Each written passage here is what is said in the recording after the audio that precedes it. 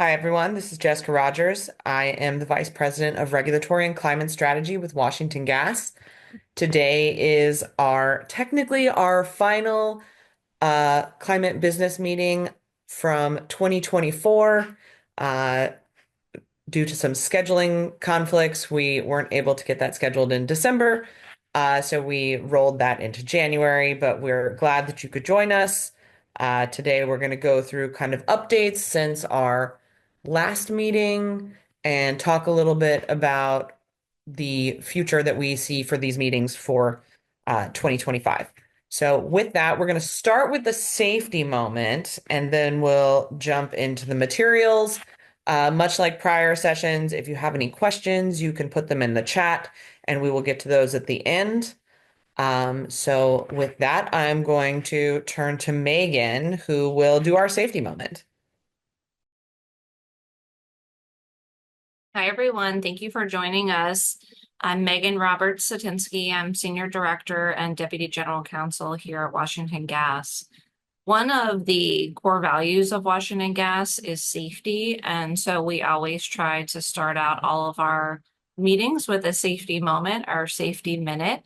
And given the recent cold weather last week, we're getting a little respite, I think, this week, but we might move into colder weather soon. I thought some winter safety tips were in order to share with this group. So some of the things I wanted to make sure everyone's thinking about, particularly after a really strong cold snap, was just make sure that you check all your exposed pipes, especially if you have any unheated areas like your basement or attics, and look for cracks or leaks that might have been caused by the recent freezing temperatures. You can also test your water by turning on all the faucets in every room to make sure that all your water flows normally. After we have a really strong winter cold snap, it's good to check for visible damage in your roof, your siding, your window, or other outdoor equipment like your HVAC or your gas meters. You can, make sure to look for those loose shingles, cracks, or anything that could cause falling debris in your home. Also want to take this time to replenish all of your emergency supplies, your batteries, your non-perishable food, water, and fuels for your heating sources or generators. And, when we're thinking about space heaters or generators, just make sure that you are always using proper ventilation for all of those units to keep your house safe. As we're going through the rest of the winter, it's always important to remember to check on, the folks that are your neighbors or friends or family that are elderly or at risk to make sure that they're staying warm and safe this time of year. And if you know anyone who's having a hard time affording their heating bills during this cold time, wanted to make sure everyone knows about the Washington Area Fuel Fund, who can help these folks with their heating bills, and that's regardless of their fuel source. So if you need any information available about that, the Washington Area Fuel Fund, or WAF as we call it, has their own website. So thank you. I hope everyone stays safe this winter, and we appreciate you being here. Back to you, Jess. Thank you, Megan. That is a great safety moment. I know for myself personally, since what was it, last year when all those people got stuck on 95 in their cars, I always make sure that as I go into winter, I pack a little kit for my car that has snacks and water and a blanket, because I have now become very paranoid at the idea that I might get stuck on a highway somewhere in the DMV and not be able to get out of my car for hours. So right now you're seeing the agenda. We started with the safety moment. We're going to talk through some updates on the climate business plan, specifically some activities that we've seen at the DC Public Service Commission and what that means for what we're going to be doing in 2025.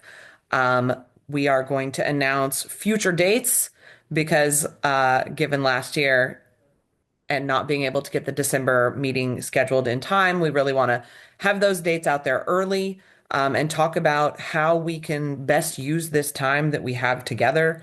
We want it to be productive for us and for you all. And so we'd like to rethink how we're doing these. And then finally, we'll wrap it up with some questions and answers. So the objective here isn't a super long meeting.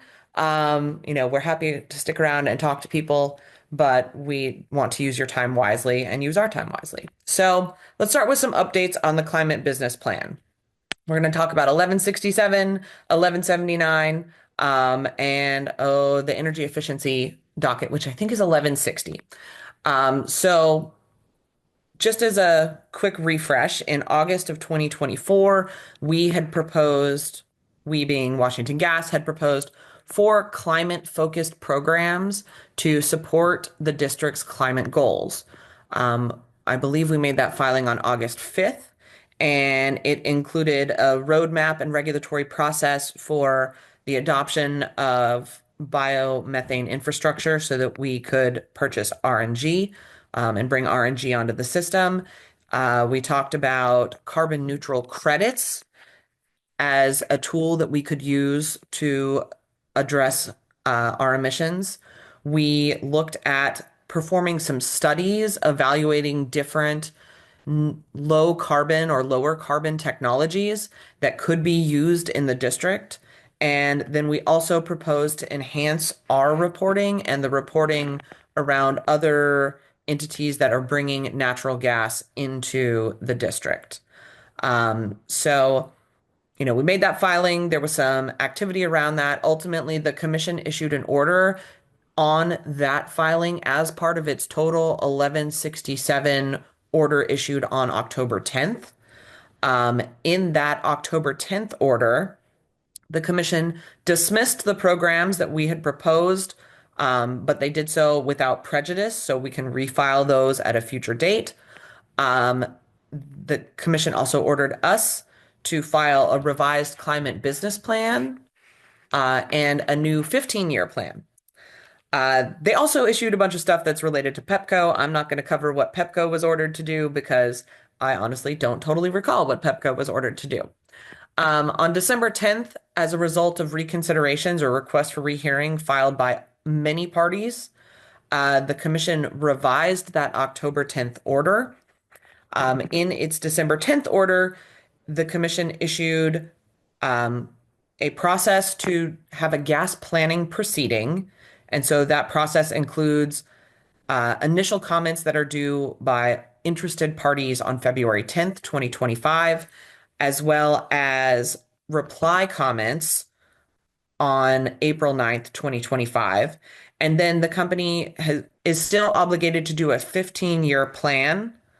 That 15-year plan is due on June 9th, 2025, and there'll be some subsequent action around that plan.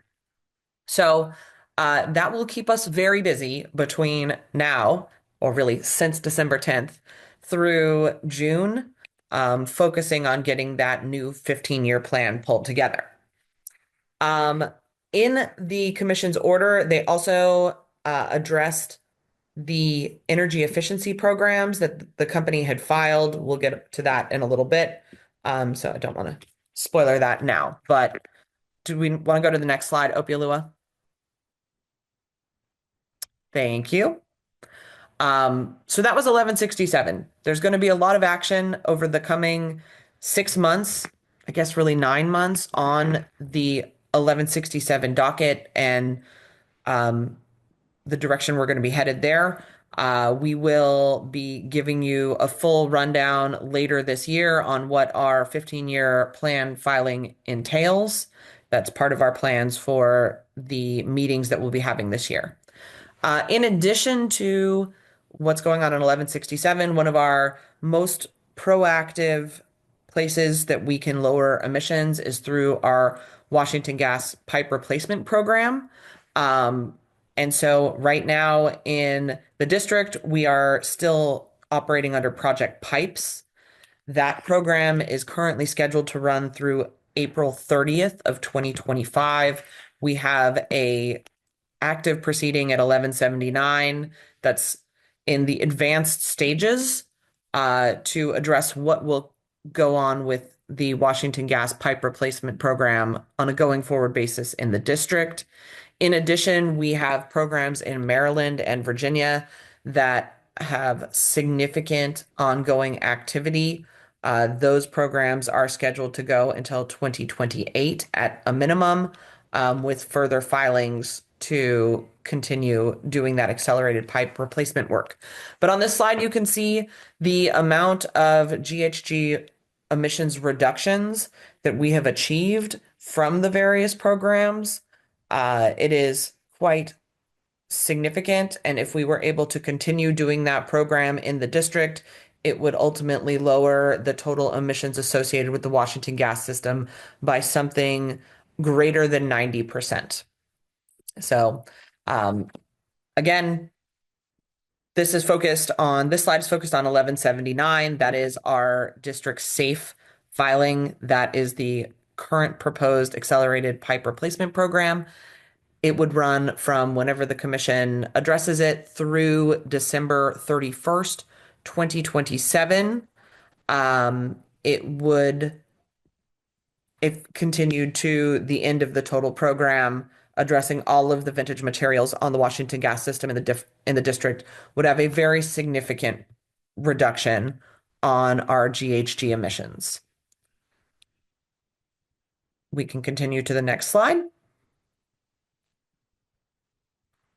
1160 was the energy efficiency program docket. So just as a refresher, we filed that application on April 28th, 2023. As part of the commission's October 10th order, the program was held in abeyance, but was not. So essentially, it's held in abeyance until the commission finishes the cost benefit analysis uh, mechanism that will help evaluate the program and determine whether it's cost effective. I believe it's actually the benefit cost analysis, the BCA. So we are waiting for the commission to establish a timeline and process on getting that BCA done. That will impact when we can implement energy efficiency programs in the district.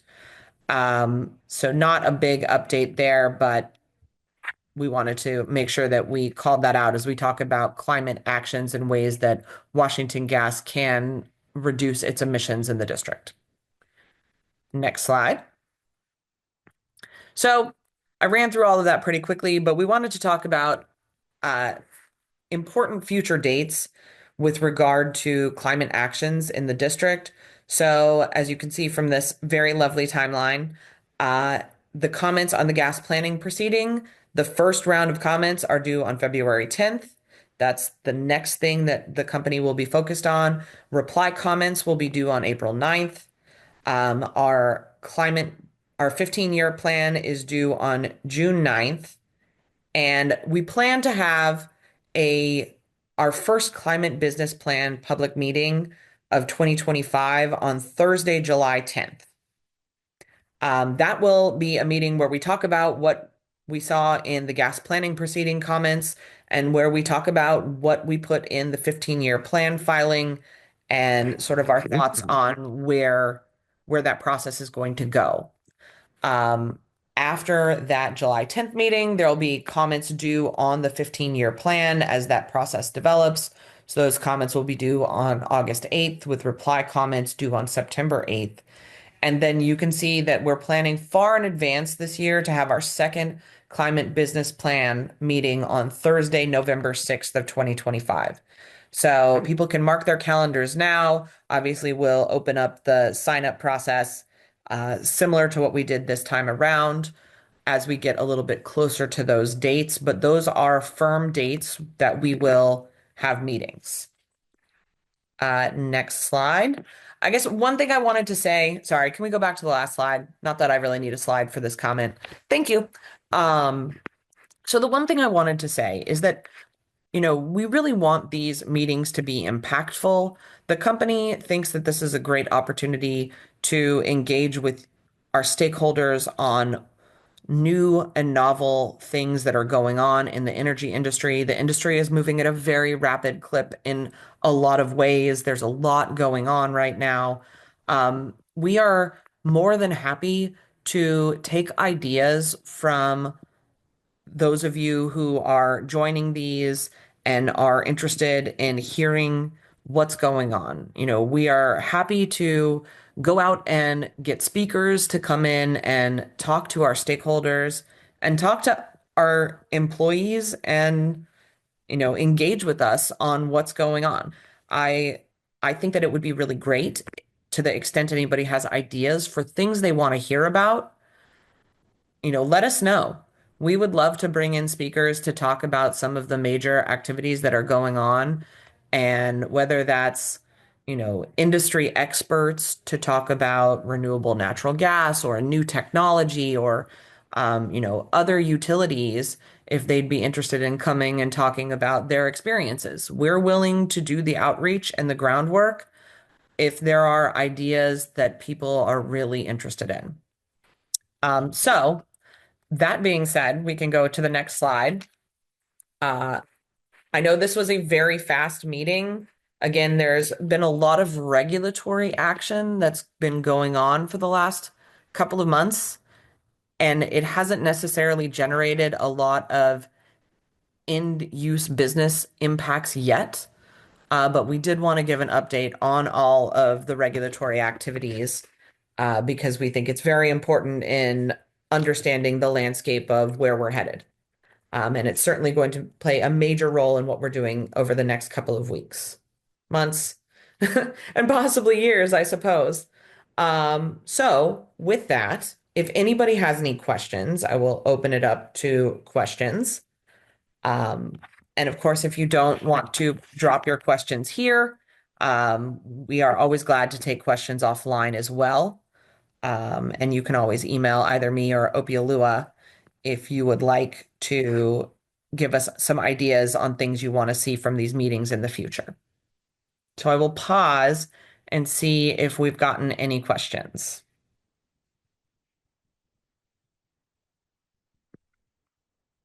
All right, so far we have no questions, but I know sometimes people need a second to process things. So we will hang out and wait for another minute or two.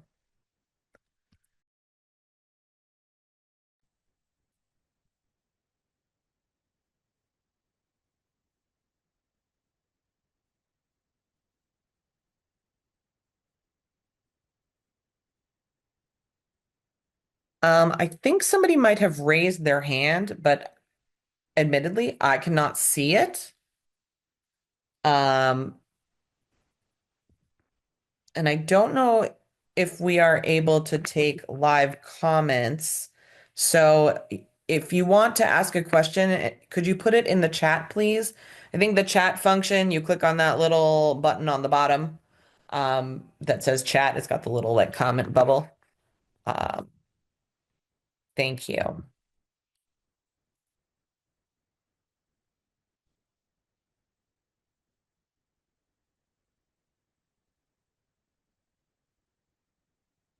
I think this is a question. Um, so the question we got is, what advocacy opportunities will there be to attend and testify in Annapolis legislatures? I think that the answer to that is actually, I don't totally know the answer off the top of my head. I will say that the company is very engaged in the ongoing discussions with our legislative bodies. There are there's again a lot going on in the industry right now, both at the federal level and at the state level. And so both Maryland and Virginia right now are having active legislative sessions. The company is likely to participate, particularly in Maryland. There's some discussions around STRIDE. STRIDE is our accelerated pipe replacement program in Maryland, and I do know that there's going to be some active discussions on that topic. But I think that a lot of the legislative session is still in the early stages of development, and I am definitely not an expert on where we are regarding opportunities for comments on Maryland and Virginia at this point.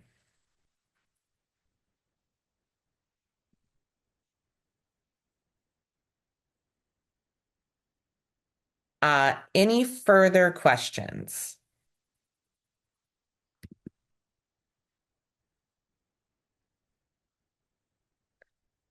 All right. Going once, going twice. Last chance. I don't see anybody. I'm not sure if I can see people typing.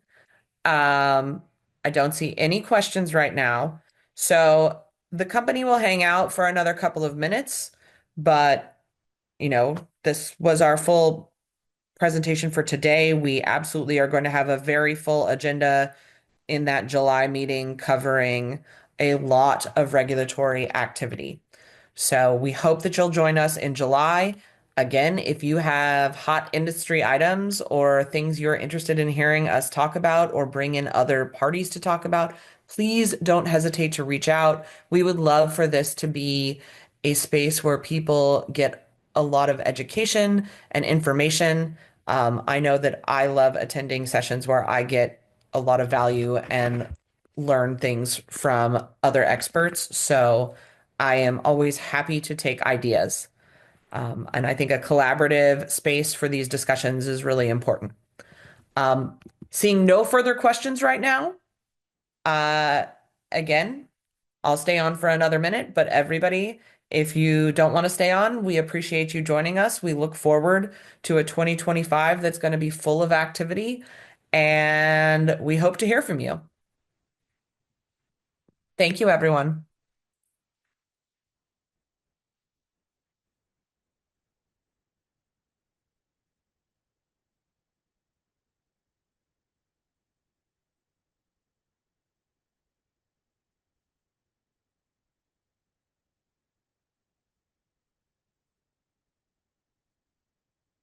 So it looks like we just got another question. Um,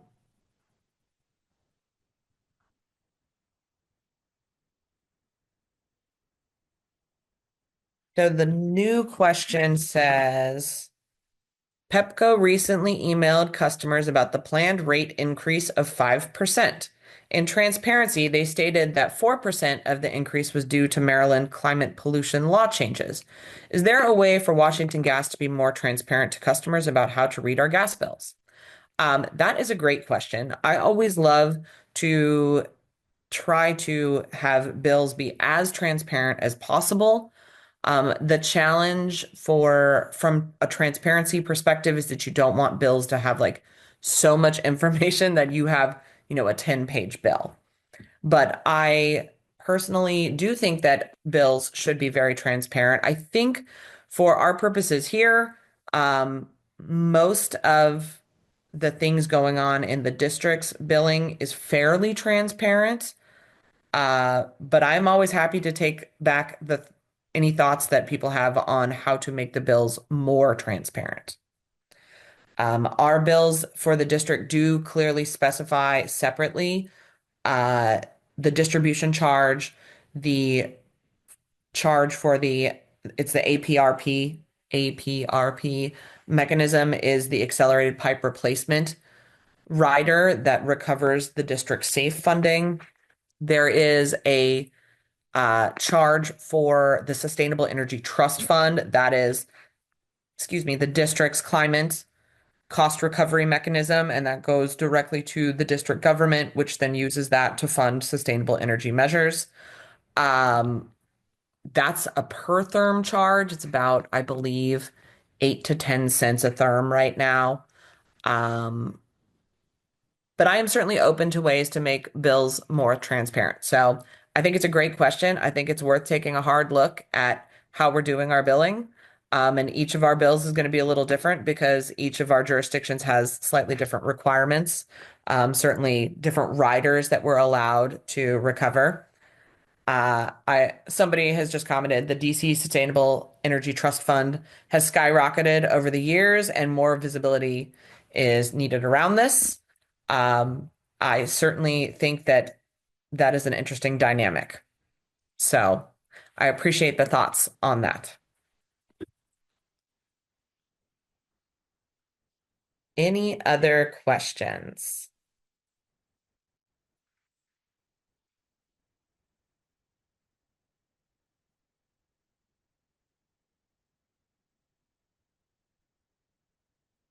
Right. Seeing no further questions. Um, Again, we appreciate people joining us today. I always love the questions. If you have ideas, please shoot us a note. We would love to hear from you.